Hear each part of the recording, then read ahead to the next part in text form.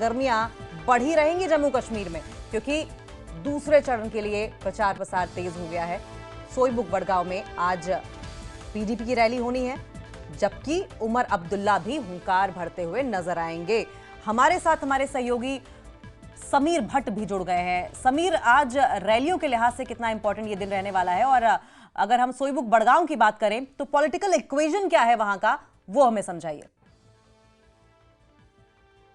देखिए, मैं आपको सबसे पहले बता दूं, चाहे पीडीपी हो, कांग्रेस हो, नेशनल कॉन्फ्रेंस हो, बीजेपी हो, हर पार्टी के जो नेता हैं अब चुनाव प्रचार में जो है इन्वॉल्व हो गए हैं, क्योंकि सेकंड फेज का चुनाव है। फर्स्ट फेज चला गया, सेकंड फेज के चुनाव के लिए पूरी ताकत झोंक दी गई है हर पार्टी की तरफ से। नेशनल कॉन्फ्रेंस की बात करें तो कोटरंका राजौरी है, वहाँ उमर अब्दुल्ला जा रहे हैं, वो एक रैली को संबोधित करेंगे। उसके साथ साथ कुछ छोटी छोटी रैलीज को भी वो वहाँ पे संबोधित करेंगे। इसके साथ महबूबा मुफ्ती बड़गाम में वहाँ पे उनकी रैली है। इसके साथ साथ बीजेपी के जो नेता हैं वो भी अपनी अपनी जगह पे, रमन बल्ला जो है उनकी अपनी रैली है यहाँ पे। कांग्रेस के जो स्टार और उम्मीदवार हैं तारिक हमीद कर्रा, वो श्रीनगर से लड़ रहे हैं चुनाव, वहाँ पे वो चुनाव प्रचार कर रहे हैं। तो जहाँ जहाँ पे कैंडिडेट हैं वो अपनी जगह पे अपने अपना चुनाव। लेकिन अगर स्टार कैंपेनर्स की बात करें तो देखिए, अमित शाह आज शाम को 8 बजे यहाँ जम्मू पहुंचेंगे। कल उनकी पूंछ और सुरनकोट और मेंढर में 2 सभाएं हैं, एक अखनूर में सभा है, 3 सभाएं वो कल कर रहे हैं। इसके साथ साथ अगर हम मल्लिकार्जुन की बात करें, जो खड़गे हैं, मल्लिकार्जुन खड़गे, उनकी रैली कल 12:30 बजे है अखनूर में। अगर राहुल गांधी की बात करें, उनकी रैली है 22 तारीख को राजौरी में। इसके साथ योगी है, तो योगी की रैलीज हैं अखनूर में और अपना विजयपुर में। तो स्टार प्रचारक राजनाथ सिंह भी फिर कंटिन्यूसली कुछ दिन के लिए यहाँ पे आएंगे। बहुत ज़्यादा रैलीज हैं, बहुत ज़्यादा फोकस है। लेकिन क्योंकि मैं बहुत टाइम से कवर कर रहा हूँ सियासत को यहाँ जम्मू कश्मीर में, लेकिन मैंने बीजेपी की जो चुनाव प्रचार है उसको इतना एग्रेसिव कभी नहीं देखा है। हाँ। बिलीव कीजिए, कल नितिन गडकरी जो है, नितिन गडकरी बाहू कॉन्स्टिट्यूंसी में एक कैंडिडेट के लिए, जो विक्रम रंधावा है, उनके प्रचार के लिए आए। तो एक कैंडिडेट के लिए इतने बड़े स्टार प्रचारक को लाया गया। तो बीजेपी का जहां तक ताल्लुक है, वो हर जगह पे बड़े स्टार प्रचारकों को ला रही है। एक एक सीट पर वो मेहनत कर रही है। मेहनत तो सब कोई कर रहा है, हर कोई कर रहा है, लेकिन कांग्रेस कहीं ना कहीं पीछे है। हालांकि उनके भी प्रमोद तिवारी यहाँ पे हैं, राहुल गांधी भी अब आ रहे हैं, और मल्लिकार्जुन खड़गे भी कल आ रहे हैं, लेकिन उतना प्रचार बीजेपी का जो है वो जबरदस्त है। दूसरा, आपने बड़गाम की बात की, देखिए बड़गाम जो है वो मेनली शिया डोमिनेटेड एरिया है, और जो राहुला है, जो अभी एमपी भी बने हैं, उनका एक वर्चस्व है वहाँ पे। लेकिन पीडीपी की अगर हम बात करें तो पीडीपी ने भी कई जगहों पे अच्छा प्रदर्शन पहले किया हुआ है। अगर हम 2014 की बात करें, वहाँ से उनके एक मंत्री भी हैं। अगर हम बीरवा की बात करें, या जो टंगमर्ग इलाका है, टंगमर्ग में देखिए गुलाम हसन मीर अपनी पार्टी से हैं, वो वहाँ पे एक, तो हर कोई पार्टी जो है कांग्रेस को छोड़कर बाकी पार्टीज जो है उनका बड़गाम में एक अच्छा वर्चस्व है। चाहे वो नेशनल कॉन्फ्रेंस हो, चाहे वो पीडीएफ हो, जो हकीम यासीन की है, वो अपनी नेशनल कॉन्फ्रेंस, और बीजेपी भी कोशिश कर रही है, लेकिन ज्यादातर जो है वहाँ पे नेशनल कॉन्फ्रेंस का वर्चस्व है। पीडीपी भी अपनी तरफ से मेहनत कर रही है। तो बड़गाम की अगर हम बात करें तो वहाँ से चुनाव उमर अब्दुल्ला खुद भी लड़ रहे हैं। उनके लिए एक बहुत बड़ा वो एक अहम इम्पोर्टेंट एरिया है, क्योंकि 2 जगहों से वो चुनाव लड़ रहे हैं, गांधरबल से और बड़गाम से। तो एक आगा रोहला के लिए भी एक बड़ी नाक की लड़ाई है, क्योंकि वो एमपी भी हैं, अभी बड़े मार्जिन से वो चुनाव जीते भी थे। कुल मिला के अगर हम देखें, अगर हम इस कैंपेन की बात करें तो मुझे लगता है कि अगले 12 दिन बचे हैं टोटल कैंपेनिंग में। देखिए 30 तक ये कैंपेनिंग खत्म हो जाएगी। आज 20 है, अगले 11 दिनों में लगातार हर कोई पार्टी सेकंड फेज और थर्ड फेज के लिए अपनी ताकत झोंकेगी, और कल से ही रैलियों का एक बहुत जबरदस्त सैलाब आने वाला है। मल्लिकार्जुन का, राहुल गांधी हो, इसी तरह से जो बीजेपी के नेता हैं, जिस तरीके से आप बता रहे हैं कि जबरदस्त सैलाब रैलियों का और जनसभाओं का आने वाला है, क्या, क्योंकि आपने खुद भी कहा कि आप काफी लंबे समय से जम्मू कश्मीर की पॉलिटिक्स को कवर करते रहे हैं, क्या इससे पहले इस तरह का जन सैलाब या इस तरह का रैलियों का सैलाब आपने देखा है, जबकि जैसा बदलाव अभी देखने को मिल रहा है? देखिए, अब तो बहुत डिफरेंट है। खासकर श्रीनगर की बात करूं, जो कश्मीर की बात करूं, तो वहां पे देर रात तक कैंपेनिंग हो रही है। मैं कई लीडरों से बात करता था, वो कहते थे कि हम अभी भी कैंपेनिंग कर रहे हैं। 11-12 बजे तक कैंपेनिंग चलती है, तो ये अपने आप में जबरदस्त है। कैंपेनिंग पहले भी वहां होती थी, लेकिन मिलिटेंसी का जो खौफ था, टेररिज्म का, सेपरेटिज्म का, स्टोन पेल्टिंग का जो खौफ था, उसकी वजह से लोग जो कैंडिडेट हैं वो डोर टू डोर जाते थे, घर टू घर जाते थे, ज्यादा रैलीज नहीं करते थे, बहुत सारी दिक्कतें उनको आती थी। लेकिन इस बार की जो परिस्थितियां हैं वो बिल्कुल ही डिफरेंट है। अच्छे माहौल में, पीसफुल एटमॉस्फेयर में कैंपेनिंग हो रही है। कौन जीतेगा कौन नहीं जीतेगा उसका तो सारा जो है लोग, उसके माई बाप हैं, वो सारी फैसले तो उन्हीं ने करने हैं। लेकिन जो प्रचार है, हर कोई पॉलिटिकल पार्टी बेखौफ प्रचार कर रही है, विदाउट एनी फेयर प्रचार कर रही है, घर घर जा रही है, रैलीज कर रही है। आप देखिए कल प्रधानमंत्री की रैली, जबरदस्त रैली हुई, वहां पे लोग हर जगह से वहां पे आए। इसी तरह से नेशनल कॉन्फ्रेंस के रोड शो हो रहे हैं, कांग्रेस के रोड शो हो रहे हैं, पीडीपी के रोड शो, रैलीज हो रही हैं, और अपनी पार्टी हो, पीसी हो। और इंजीनियर रशीद देखिए, वो साउथ में भी रोड शो कर रहे हैं, नॉर्थ में भी कर रहे हैं, सेंट्रल में भी कर रहे हैं। हर कोई political party without any fair, ये सबसे बड़ी जीत है। देखिए डेमोक्रेसी में कौन जीता है कौन नहीं, ये इसका फैसला लोग करते हैं। और इस पर ज्यादा हमें ज्यादा फोकस नहीं, फोकस है कि हालात जो ठीक हुए हैं और लोग जो वोट अच्छी तरह से डाल रहे हैं, ये सबसे बड़ी अचीवमेंट मुझे लगता है। कि जो लोग भी कह रहे हैं, जो पॉलिटिकल एक्सपर्ट भी कहते हैं, जो सिक्योरिटी के एक्सपर्ट भी कह रहे हैं कि लोग विदाउट एनी फियर, और पहले फेज में आपने देखा कितनी जबरदस्त वोटिंग साउथ में हुई। कुलगाम देखिए, एक वक्त तक जबरदस्त आतंकवाद का निशाना था वहां पे। शोपियां में देखिए, पुलवामा देखिए, मुझे याद है जब 2016 की बात करें, 2010 की बात करें, 2008 में जब अमरनाथ रोग हुआ था तो कितना जबरदस्त वहां हंगामा हुआ था, कितने लोगों की जानें गई थी। स्टोन पेल्टिंग तो रोजमर्रा का होता था। और जो पॉलिटिकल पार्टीज हैं, चाहे 2009 के इलेक्शन देखें, 2014 के इलेक्शन देखें, तो वहां की परिस्थिति, वहां की तस्वीर, आज जो तस्वीर दिख रही है वो बिल्कुल डिफरेंट है। आज की तस्वीर हमें प्रोत्साहित करती है, हमें एनकरेज करती है, हमारे मन में एक पॉजिटिविटी लाती है कि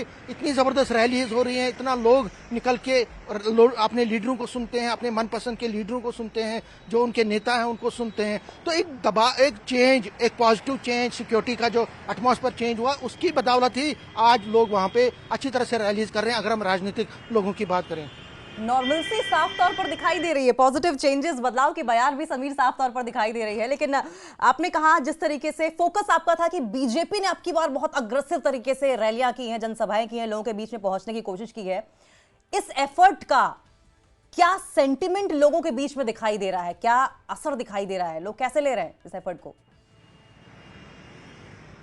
देखिए मुकाबला तो, जो मेरी सोच है, मुकाबला तो बीजेपी वर्सेस नेशनल कॉन्फ्रेंस है in terms of single largest party बनने का। यहाँ पे बहुमत एक पार्टी को नहीं लगता है कि बहुमत आएगा, क्योंकि जो समीकरण बन रहे हैं, हालांकि उस पर हम बाद में बात करेंगे। लेकिन बीजेपी और नेशनल कॉन्फ्रेंस एड़ी चोटी का जोर चला रहे हैं। बीजेपी की नजर, जिस तरह हमने पहले भी बात की है, कश्मीर में कई जो इंडिपेंडेंट्स हैं उन पर है, जमात के लोग हैं, इंजीनियर रशीद पर भी उनकी नजर हो सकती है, अपनी पार्टी है, पीसी है, इन पर नजर हो सकती है। तो कुछ ग्रुप जो बनेगा, अगर 5-10 सीटें, 10-15 सीटें वहां से, ये जो थर्ड फ्रंट, फोर्थ फ्रंट की अगर हम बात करें, ये लोग जीतते हैं तो बीजेपी उससे बहुत है। लेकिन बीजेपी जो जम्मू की बात कर रहा हूँ, एक एक सीट पर वो ताकत आजमाई कर रही है।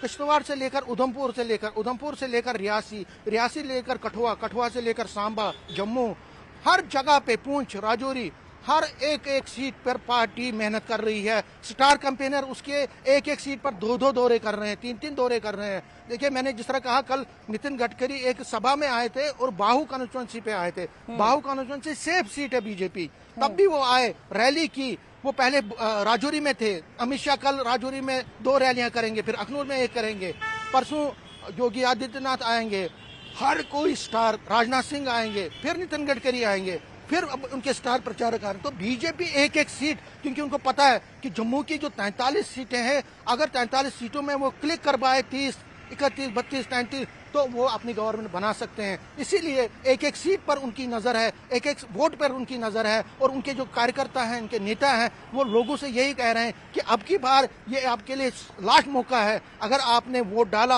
आपने सरकार बनाई, क्योंकि बीजेपी पहली बार जम्मू कश्मीर में अपना चीफ मिनिस्टर बनाना चाहती है। बीजेपी 2014 में अलायंस में थी पीडीपी के साथ, लेकिन अपने दम पे कभी भी उसने सरकार नहीं बनाई। एक पुराना इतिहास देख लीजिए, कब से बीजेपी स्ट्रगल कर रही है। धारा 370 को हटा बढ़ा दिया। बीजेपी की बड़ा एजेंडा था, लेकिन अब उसका एजेंडा है, अब उसका है कि अपनी सरकार यहाँ पे बने और वो जम्मू से अपना एक चीफ मिनिस्टर चाहते हैं। इसीलिए जब भी प्रधानमंत्री आते हैं, जब भी अमित शाह आते हैं, जब भी राजनाथ सिंह, गडकरी या उनके नेता बाकी आते हैं, वो जम्मू की बात करते हैं। वो कहते हैं कि हमने डिस्क्रिमिनेशन खत्म किया, हमने यहाँ पे हॉस्पिटल बनाए, एम्स दिया, यहाँ के लोगों को एक नई, खासकर महिलाओं को हमने धारा 370 और 35A खत्म करने के बाद उनको जो हक थे उनको दिलवाए।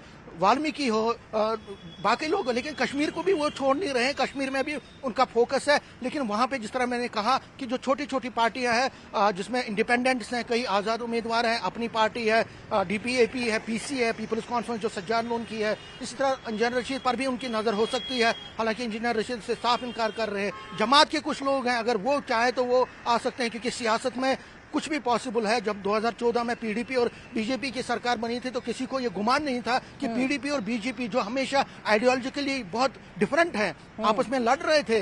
जब 99 में PDP बनी तब से लगातार लड़ रहे थे, उनका कोई भी एक भी पॉलिसी आपस में मेल नहीं खाती थी। अगर PDP पाकिस्तान से बात करना चाहती है, BJP कहती थी नहीं करनी है। स्टोन पेल्टर्स को छोड़ना है, PDP का मंशूर था, वो कहते थे कि नहीं, स्टोन पेल्टर्स को। आतंकवाद के प्रति सॉफ्ट नीति PDP की तरफ से थी, लेकिन BJP का अलग था। धारा 370 को हटाना BJP कह रही थी, लेकिन वो कहते कि इसको रेस्टोर रखो, लेकिन तब भी उन्होंने कोलिशन की और एक कॉमन मिनिमम प्रोग्राम बनाया। तो अब BJP कहीं ना कहीं इस वक्त एग्रेसिव मूड में है। कल देखा आपने पाकिस्तान के जो मिनिस्टर हैं, उन्होंने जिस तरह से कांग्रेस NC मैनिफेस्टो पर बात की, तो पूरा BJP का जो मशीनरी है, दिल्ली से लेकर जम्मू, जम्मू से लेकर कश्मीर, और प्राइम मिनिस्टर ने भी उसकी बात की। तो BJP किसी भी हालत में इस मौके को गंवाना नहीं चाहते और मौका बहुत अच्छा है उनके लिए। एक फिजा भी तो है, लेकिन नेशनल कॉन्फ्रेंस को आप अंडरस्टिमेट नहीं कर सकते। नेशनल कॉन्फ्रेंस का अपना कार्डर है, नेशनल कॉन्फ्रेंस की एक प्रेजेंस है पूरे जम्मू कश्मीर में, वो मेहनत कर रहे हैं। PDP अपनी तरफ से मेहनत कर रही है, चाहे महबूबा मुफ्ती हो, उनके मिनिस्टर जो फॉर्मर मिनिस्टर्स हैं, इल्तिजा मुफ्ती है, वो मेहनत कर रही है। कांग्रेस के दिग्गज नेता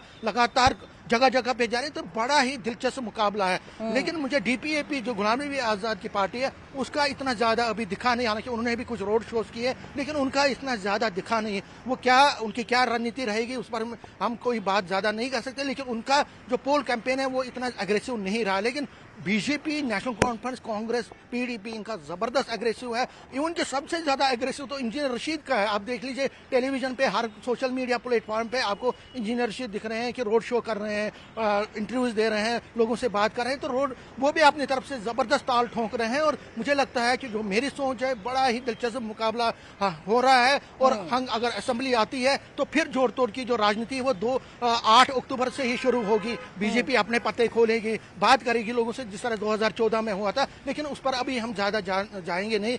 आपने प्रचार की बात करी, तो मेरी नजर में ये जो प्रचार आज हो रहा है, खासकर BJP का, ये पिछले सारे प्रचारों को इन्होंने बीट कर दिया है। बहुत ही एग्रेसिव कैंपेनिंग हो रही है BJP की, बहुत ही जबरदस्त। और लोग भी आ रहे हैं, जैसे आपने देखा कल कटरा में प्राइम मिनिस्टर की रैली, श्रीनगर में प्राइम मिनिस्टर की रैली, तो रैलियों में लोग आ रहे हैं। अब ये सैलाब जो उमड़ रहा है BJP की रैली में, क्या वो पिछले 6 दिनों में प्रधानमंत्री नरेंद्र मोदी का जम्मू कश्मीर का 2 बार का दौरा, जम्मू कश्मीर को लेकर BJP कितनी सीरियस है, इसी बात से अंदाजा लगाया जा सकता है।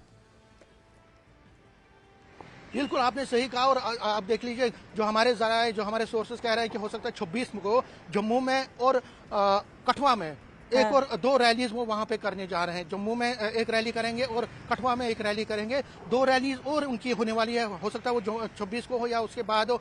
तो जबरदस्त एग्रेसिव जो कैंपेनिंग है, टॉप लीडरशिप से लेकर यहाँ तक। लेकिन राहुल गांधी ने भी कई रैलीज की, आपने देखा रियासी में, रामबन में उन्होंने रैली की, श्रीनगर में, डोरू में उन्होंने रैली की, और अब दोबारा यहाँ पे वो उससे पहले भी एक विजिट करके आए थे। अभी परसों फिर यहाँ पे राजौरी में रैली करने वाले, फिर जम्मू में भी उनका प्रोग्राम बन सकता है। तो कांग्रेस की तरफ से भी एग्रेसिव अप्रोच है, और कांग्रेस की तरफ से जो एग्रेसिव अप्रोच है वो BJP को किस तरह से नुकसान या फायदा देगी, वो तो आने वाला वक्त बताएगा। उस पर हम कोई नहीं करेंगे।